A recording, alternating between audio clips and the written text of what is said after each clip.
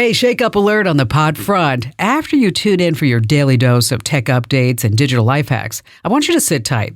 I'm going to be rolling right into a brand new Q&A segment based on your burning questions. Hey, if you have something on your mind, just head to commando.com and click the Email Kim link. Your question just might get the spotlight. Happy hump day. You're midway through the week, so let's keep that momentum going. It's your daily tech update. And guess what?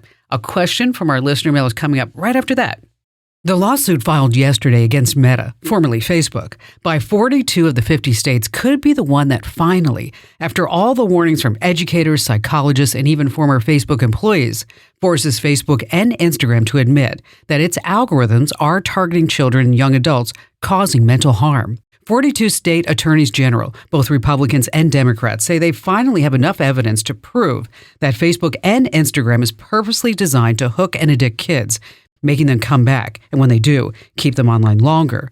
That both Facebook and Instagram cause mental health damage to kids or eating disorders through a combination of photo filters and likes. This is the first lawsuit that could fundamentally change Meta. Amp up your digital know-how the easy way. Get my free daily newsletter. It's waiting for you right now at getkim.com. All right, it's time to dive into the listener mailbag. Let's see, what burning question do we have today? This is a great question.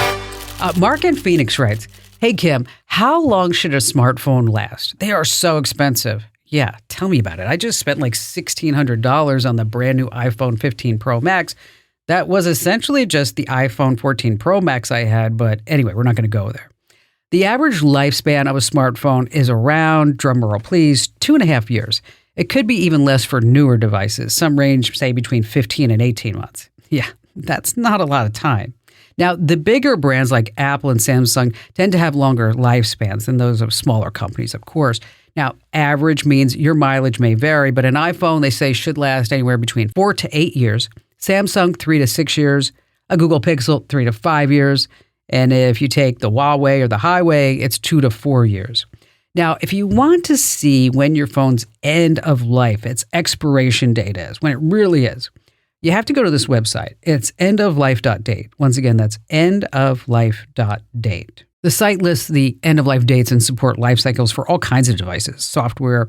It tracks about 261 products.